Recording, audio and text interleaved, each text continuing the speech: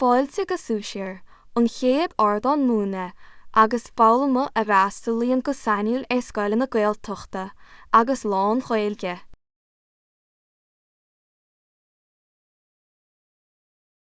Tá nachhainní annach an siadach sa tlí, agus go bhfuil siad deartha chun a bheith cabhrach go gach scoláide. Tuigeann múntóid chrothaíorí le bhéal na teanga a chóir a úsáid chun tuiscint agus fólann scoláirí a chéintú, chun freastal ar thaifeas na Gaeilge agus chun scoláirí a olbhú go na scrúdaithe Stát.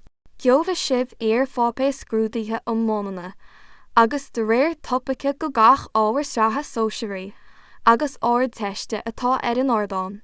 Go dtí seo gon tráthnóisireach tá fí seoin.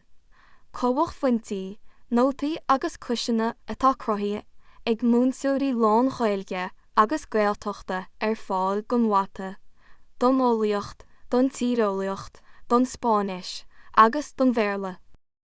Ag leibhéal na stratha sóisiúire tá cúiseanna ann, gon choró, gon eacnamaíocht mhaile agus don stair. Bain na hir fápé scrúdaithe an-chárach ach go háirithe ag leibhéal na háir teiste, ach an nuas ar sin tá fí sean, cóbhach fointi, nótaí agus cuireann na cruthaí ag múnsóirí i Scoil na lán Ghaeilge agus Gaeltachta ar an ardán go mhaite, don tíreolaíocht, don eacnamaíocht mhaile, don cheimic, don bheolaíocht agus don Bhéarla. Tar I deabháil léinn, chun féidir ruchtaí mána an ardán a phré agus chun cúntais scoile a shocrú.